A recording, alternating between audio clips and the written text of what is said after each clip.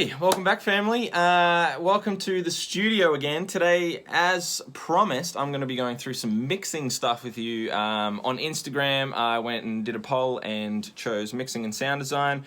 You guys chose mixing, and I'm going to do both anyway, but mixing comes first, so here it is. Before we jump into the video, I know you guys want to watch and learn some stuff. Jump down and please give me a subscribe and hit the bell button as well so that you know when I post a video.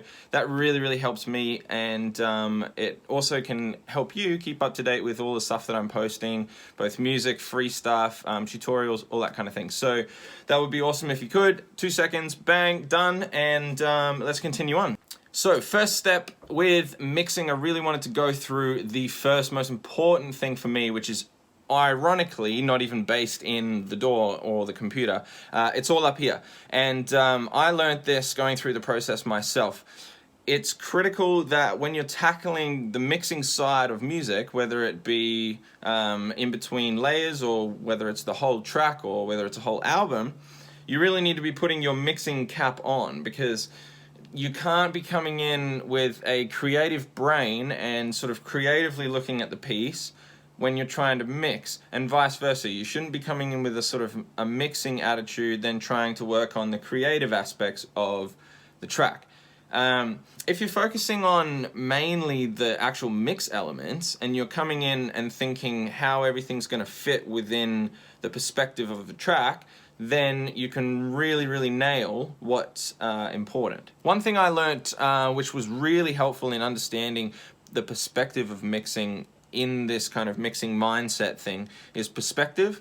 I'll put up the diagram here that I'm talking about. It shows a box and a mountain inside, and also it shows if you put a person on it, depending on how big you make that person, you can make that mountain look like a little mound, or you can make it a huge mountain and put a tiny little person on it. It's really a matter of perspective, and you can think of that the same way with your music.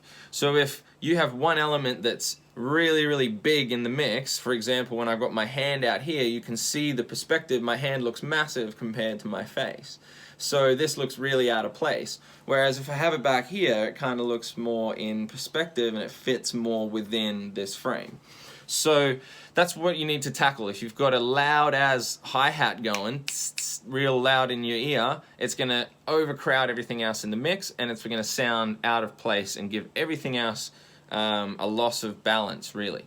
So that's the first point, making sure you got your mixing hat on instead of your creative hat, because you don't want to get confused. Step 2. So the second thing that I think is very important when mixing is to do it in sort of stages. Now, this works both if you're working within the project like I do, so I mix within the project as I'm going and then do a sort of final mix down at the end, or you can do it with stems, so you just drag in some stems and then go from there. So essentially I'm going to show you step by step with some stems that I'm going to bring in from one of my old tracks, and I'll show you what I'm talking about. Alright, so we've got the stems here. Let me drag them in. So remember, if we hold command, it'll split them all up and let go of the click button, and then we've got all of our stems coming in. So if you haven't seen stems, this is what they look like. They're just essentially broken parts up of the track. You can either render out your own versions of these, or you can get them from remix packs, competitions, that kind of thing. So essentially we've got the different layers, the bass, the effects, the horn leads, the kick leads, etc., vocals. So they are loading at the moment. Once they've all loaded out, then we can go through and do the first part of the mixdown, which is, for me, a gain mix. Now a gain mix is simple as it sounds. It's going through and just starting making everything fit loudness wise, which is the same principle as that triangle mountain thing that I was showing you before. So if you do the gain mix, you got to start with your loudest elements. What's the main elements in the track? If we're doing dance music, talking dance music, that's a kick. So we've got my kick here.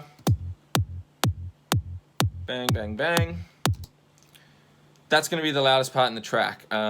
With stems, if I'm doing stems, I'm going to be making sure that they're all minus 6 dB for headroom. It's just important to give everything its own space.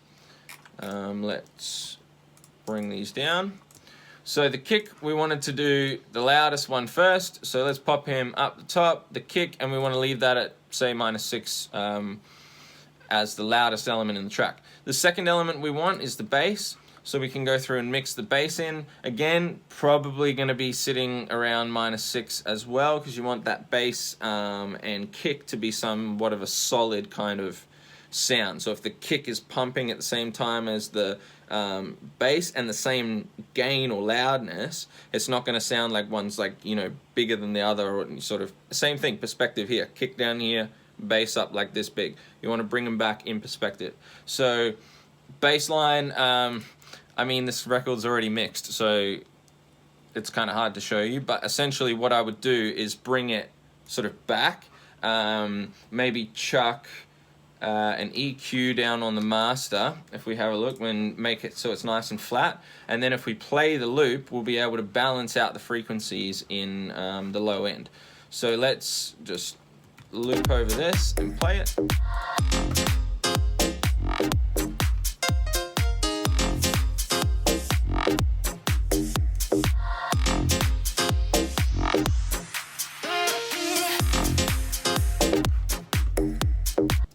So if we solo the bass and have a look where it's sort of peaking.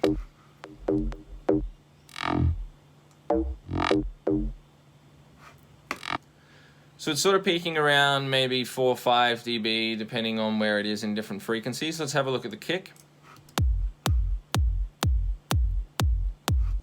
So the kick's actually peaking at 6 or probably 7 or 8.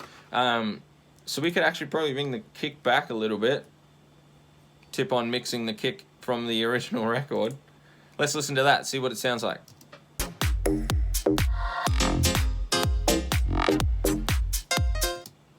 Cool. I think it actually fits a little bit better. You be the judge. But that's kind of how you're lining them up, so they're nice and fat in that low end down the bottom.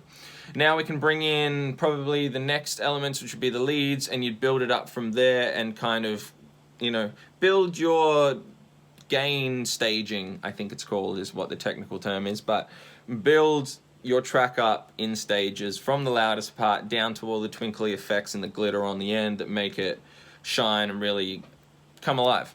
So that's gain staging, or the second part of mixing, which is a sort of volume mix. Now the third and final part that I wanted to show you is kind of the really finer points of mixing. Hopefully you've done most of that in each individual track, maybe pulling out some of the harsher frequencies with you know, say a fab filter, EQ or something, just notching out those real harsh ones. But if you are to do that on the master or on the groups, then it's still the exact same thing. You just might be taking out too many of the frequencies that you actually want. So I would advise doing that within the actual tracks. When it comes to the mix down, we want to be doing group mixing or giving space to one another. Now, I've come across this amazing plugin, and I honestly, like, this isn't an ad or anything, I just like bought it, and I was told, I can't even remember who said you need it, but I'm telling you, you need it. This is the greatest plugin that's actually come out in a long time, and it's really making big things happen, and it's cheap as chips, really, really simple. It's called Trackspacer. I may have gone on about it before. I'll link it down below so you guys can go and grab it because it's a must. Trackspacer is like a dynamic EQ side chain. So, for example, if you have a vocal that's sitting like, you know, obviously at the main front part of the track that you want your vocals sitting, well, for main vocals, then you would side chain the other layer that you want it to duck, say the chords or the leads, the piano, something like that, that might be in the same register that's clashing similar frequencies. What you would do is side chain it so that all of the frequencies, you know, in real time of the vocal are being sent to the leads, and then the leads are ducking out those frequencies in real time in response to the vocal so that they fit better together. And you're not taking out, you know, one part of the vocal that only works in that phrase, and then the other part of the vocal, it actually pulls out the important part. So it's like actually doing it in real time. Now, I know there's other plugins that do it, and I've been told by other people, you know, there's dynamic EQs, these kind of things, been doing it for ages. But this is one knob. It's one thing, and it's like, just twist it and sidechain it, and it's done. So, it's just like, it's been a game changer for my mixing, and I wouldn't rave on about it like this if I didn't think it would be helpful for you. So go and get it. Far out. Let's show you. So for argument's sake, let's use the vocal as the one that we want to duck out of the leads so you can make way for the vocal. So if we have the vocal in here, let's just say that's the kind of main vocal part. We'll loop that over. Then if we've got the leads here, so the leads is the one that we want to put the track spacer on, because that's the one that we want the frequencies ducked out of. Now we need to send, well, this is it, by the way, Waves Factory. Let's all take a moment. Waves Factory, thank you. Here it is. Then we can just go into the vocals layer. What we're going to do is duplicate it, turn it off. Actually, sorry, leave it on. My bad. Rename it Ghost. So this is going to send the same frequencies from the vocal to that lead layer. Then instead of down here in the master, I don't know what it's like for other DAWs. You guys will know what's up. Send it to audio 5, and then it will come up here as sidechain track spacer. Click. Now that's sending this information over to track 5. And now if we play it, we can already see it. Look. So we can already see it ducking in to the track spacer. It's already on a ratio of 50%. The low cut sent to 20 hertz and high cut is 20,000 or million or hertz, or whatever number that is. You can change how much of, or what range of the frequency actually ducks out. Now, because it's dynamic, what I mostly would do is leave pretty much the whole vocal or the most important vocals. But if there's like, you know, tops of leads that you kind of want to punch through that the vocal's not clashing with, this is where you can make the changes. That's why it's so good. Otherwise, I'd probably put it on, you know, sort of 30%, something like that, that's just doing something, but not really dragging away from and taking away those lead sounds, because you want that in there. Now, this little button here, you click it, and it gives you the advanced panel. You can change the panning, you can change mid-side, left, right, processing, attack, release, and actually solo the sidechain layer itself and hear it. So, great plugin. Now that's pretty much it for mixing. Sorry for getting a little bit excited, but man, some of these things have really motivated me, so I would highly recommend you going and doing the same. As I said earlier in the video, please give me a subscribe and notification bell because it's so helpful. Otherwise, man, ladies, gents, children, kids, mothers, fathers, thank you for watching. Take care. Have a very Merry Christmas and Happy New Year if I'm not uploading before then, but hopefully will. So see you guys again soon. Bye.